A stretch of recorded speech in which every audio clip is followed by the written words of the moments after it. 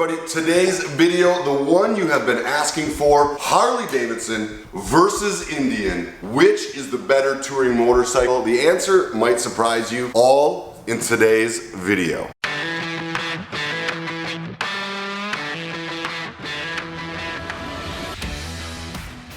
Alright y'all, welcome to today's video. If you do not follow our channel, please go down there, click that subscribe button and also the bell. This channel is filled with great rides, restaurant bars, great roadside attractions, sprinkled with a little product review. The Harley Davidson touring models versus the Indian touring models.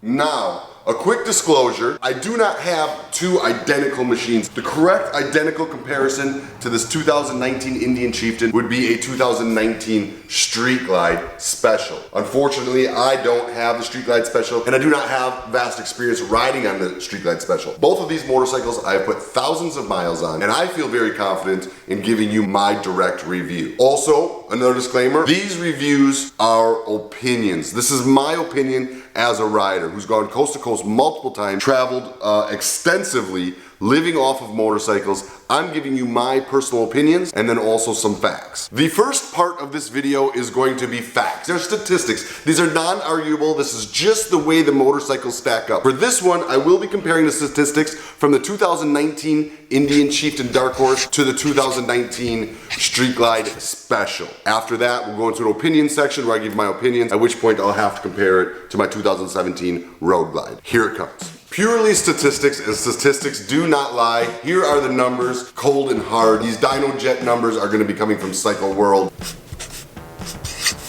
The 2019 Harley Davidson Street Glide Special is coming in at 80.7 horsepower from the factory. That's hitting at 4,730 RPMs. Pretty nice. That is the 114 engine in that Harley Davidson. That is what's going to come factory on your 2019 Street Glide Special. Factory on the Indian is the 111. That is coming in at 74.19 horsepower at 4,360 RPMs. 6 horsepower difference between the two engines. On this category, Harley Davidson, you get the nod.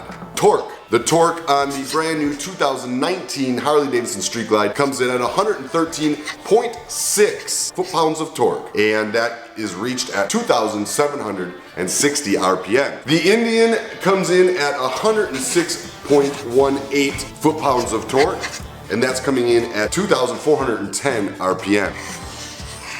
Now, you can also get an option on some Harley Davidsons of the 107 motor, which was the motor that came in my 2017 Road Glide. So if you're comparing it to a 107, the 107 comes in at 76.3 horsepower, of course that Dark Horse 74.1, and the torque Harley Davidson 107 comes in at 106.8 and the Indian at 106.1. So the Indian Dark Horse and the 107 are about the same torque, and the Harley Davidson is going to give you an extra 2 horsepower when it comes to the 107 engine. Okay, moving on. Seat heights.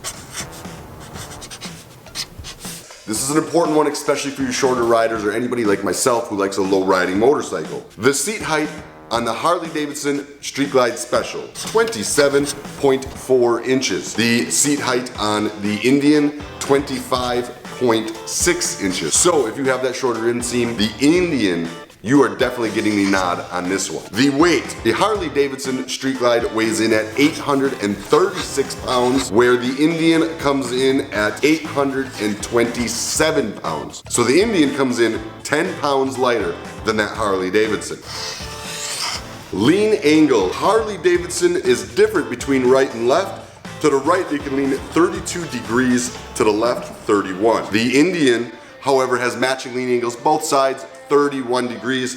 Therefore, with the extra 1 degree on the right side, Harley Davidson, here you get the nod. Wheelbase, the Harley Davidson, 64 inches. The Indian, 65.7 inches. On a touring model motorcycles, which is what we are reviewing here today, the longer the wheelbase, the more stable the motorcycle. I am going to give the nod to Indian. Ground clearance. Harley Davidson 4.9, Indian 5.1. The nod goes to Indian. Moving right along, we are going to go into the suspension travel, and this is an important one, especially if you've got a bad back, you've got aches, you've got pains, or you want to save yourself from having a bad back in the future. The suspension travel is how far that motorcycle is going to move when you're going across this terrain out there. We are talking for the Harley Davidson, the front forks have 4.6 inches of travel. The rear, this is a really big one for me, 2.1 inches of travel. The Indian, the front has got a 4.7 inches of travel, and the rear 4.5 inches of travel. This is why you feel such a more plush ride on the Indian. The Indian definitely gets the nod when it comes to the suspension. The cost, the Harley Davidson coming in at $27,089. The Indian, $25,999. Again, we're gonna have to give the Indian the nod when it comes to the price. Miles per gallon. The Harley Davidson 114 is going to bring you 42 miles to the gallon. The Indian is going to bring you 40.5 miles to the gallon.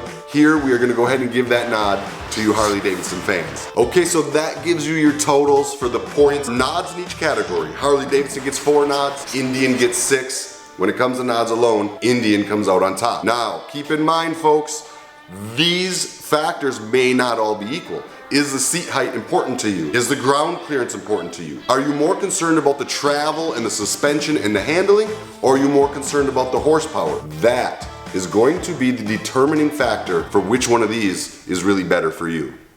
So I said you might be surprised at which is a better motorcycle for touring. That was a trick statement. You really should not be surprised. Whatever motorcycle is best for touring is going to be the motorcycle that's best for you. What matters is how comfortable you are on the actual motorcycle. So my number one suggestion for you, regardless of these statistics or the opinions I'm about to share with you, get down to both dealerships. Go to your Indian dealership, go to your Harley dealership. Take them on a lengthy test ride. Then you make a decision for yourself. And that, my friends, will be the best motorcycle for you. Moving on, I'm going to talk about some of the features the two bikes have and then give you my opinions on touring with the bikes and which one I would ride. Some features that are nice on the Harley Davidson. You can get the Ultra model with liquid cooled heads. Now keep in mind that that is going to be completely different than the Street Glide Special. You're gonna have to go into an Ultra and try to turn it into a Special, but those liquid cooled heads are a big advantage when running those high hot deserts. Another feature that the Harley Davidson has, I think braking is super important, and the fact that these bikes are coming with Brembo brakes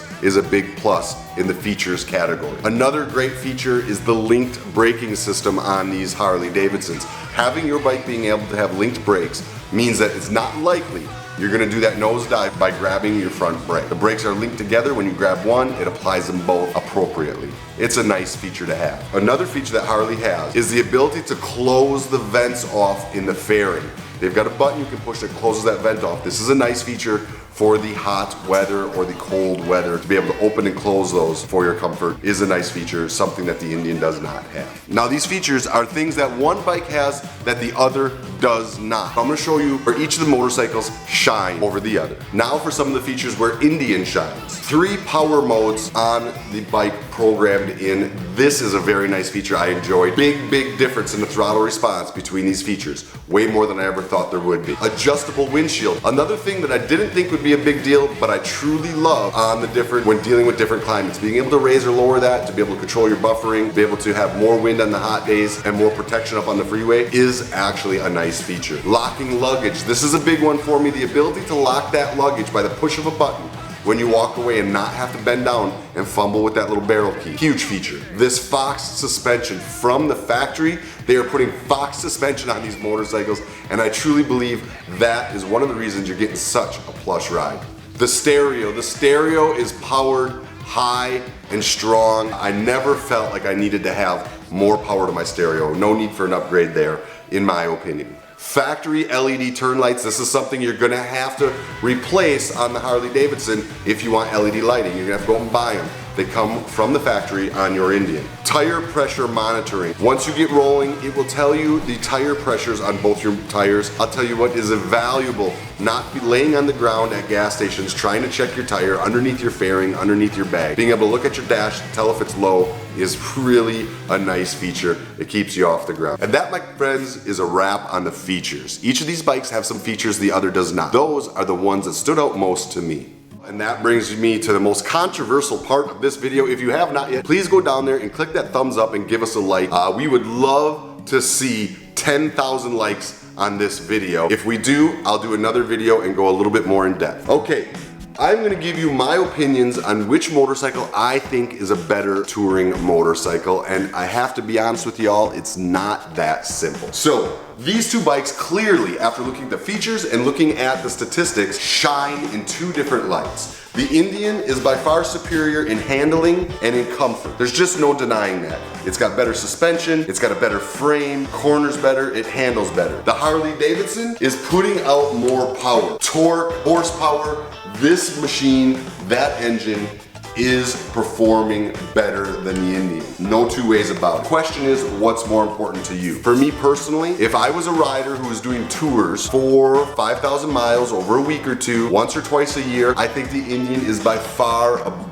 superior motorcycle. It's gonna handle better for you in the twisties, it's gonna handle better for you in town. The bike itself just feels lighter. Superior frame, suspension, rake angle on the forks that makes this bike handle so much better. If my mission was to bang from the East Coast to the West Coast multiple times a year at highway speeds and just crush huge miles, I have to give the nod to the Harley Davidson Road Glide. I'm comparing a Road Glide to a batwing style fairing, and there is a big difference between these two fairings, and I'll be happy to do a video further depth on that. But this frame mounted fairing is superior at highway speeds, at long distance. It's just a better frame for running those long roads. I would be very surprised if we don't see a fixed fairing come out on Indian sometime in the future. I really hope to see that because you'd really have the best of both worlds. Also, the increased horsepower makes it nice when you're on the highway and you're having to pass those big rigs who love to push you around out there. When you need to get out of the way of people, having that extra horsepower is nice. So in conclusion, I would like to see two things, or I will predict two things. I predict you will see Indian with a fixed fairing motorcycle in the future, and I think it's gonna be a huge play for them when they do, because not only will you now have the handling, the control, the frame, the suspension, but you'll also have a fixed fairing option, which is really gonna increase the comfort of your super long distance travel. And I predict in the future, you are gonna see Harley Davidson go to a monoshock frame, because there is absolutely no denying that this frame and this handling is far superior than the dual shock in the rear. So in conclusion, I think Indian will be looking at maybe some fixed fairings in the future, at least in my opinion they should, and I think Harley needs to really look at redesigning their frame and go to that monoshock suspension. It's just a superior performing way. So there you have it, y'all. I am lucky enough to have both bikes. If I want to run 1,000-mile days, 10 days straight, I can get on this thing and crush it across the interstate. If I want to have fun in the twisties, bang in and out of cities, and just tour around and have a good time on the road, I've got an Indian where I can do that. I am truly blessed, and it's thanks to all of you and all your support. I cannot be grateful enough. Remember, y'all, if you want something, go and get it. Life gets hard, life gets tough. You don't have to pick a motorcycle by its brand to fit in. You can ride what you like to ride the most. Do your research, go out there, get on the bikes and ride them. That is the best advice I can possibly give you. You will see the difference for yourself, and you'll know deep down which is the right motorcycle for you. Till the next video, remember guys and gals, life's short. Buy the damn motorcycle. You won't regret it.